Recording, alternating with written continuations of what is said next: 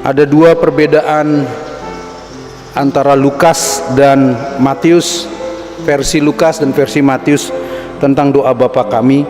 Ada 3 dokumen yang merekam tentang doa ini. Satu dokumen lagi yang disebut dengan Didache, yang kurang lebih hampir sama tahunnya dengan tahun Injil ditulis. Di dalam dokumen Didache juga disebutkan tentang doa Bapa Kami. Tapi yang kita miliki pagi ini adalah versi Injil Matius. Dalam Injil Matius disebutkan sebutan Bapa Kami, sedangkan dalam Lukas tidak. Lukas hanya menyebut Aba.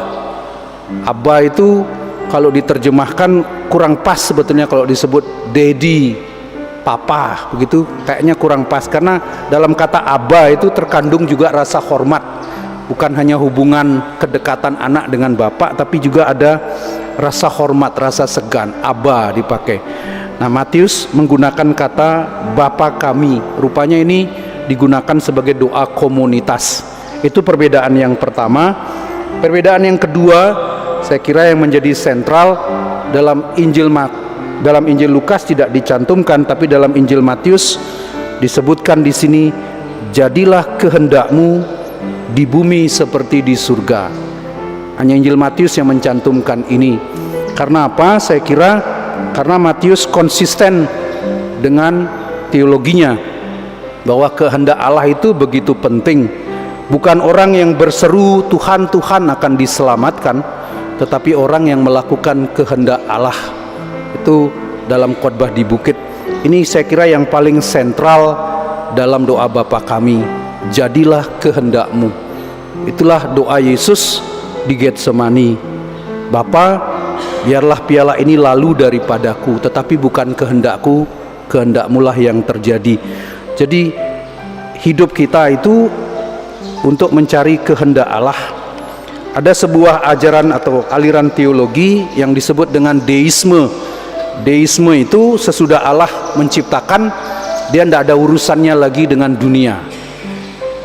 Itu deisme. Tetapi bacaan pertama hari ini ditekankan tentang daya kreatif sabda Tuhan. Allah terlibat dalam hidup kita. Peristiwa inkarnasi menegaskan kepada kita bahwa Allah masih terlibat dalam segala urusan-urusan kita. Bahkan kadang-kadang kita mengalami dalam urusan tetek bengek kecil-kecil, ketika kita minta kepada Tuhan, Tuhan memberikan kepada kita. Kita hari ini diyakinkan kembali bahwa sabda Tuhan itu penuh daya. Sabda Tuhan itu penuh kekuatan. Dalam studi saya tentang dunia magic, peran daripada mantra itu begitu penting. Mantra itu diimani atau diyakini sebagai kata-kata yang mempunyai kuasa. Tapi hari ini kita diyakinkan sabda Tuhan itu bukan mantra. Sabda Tuhan itu penuh daya, punya daya kekuatan yang luar biasa bagi orang yang meyakini. Ketika Petrus menantang Yesus, kalau engkau itu benar Tuhan, biar saya jalan di atas air. Yesus bilang, datang kemari. Yesus meyakinkan Petrus berani dan jalan, tapi begitu angin datang menerpa, dia menjadi takut dan Petrus mulai tenggelam. Seringkali kita panik menghadapi situasi tertentu, seringkali kita ketakutan, tapi kita harus ingat kembali sabda Tuhan itu penuh daya, kita bisa berpegang, kehendaknya lah yang harus kita lakukan dalam hidup ini.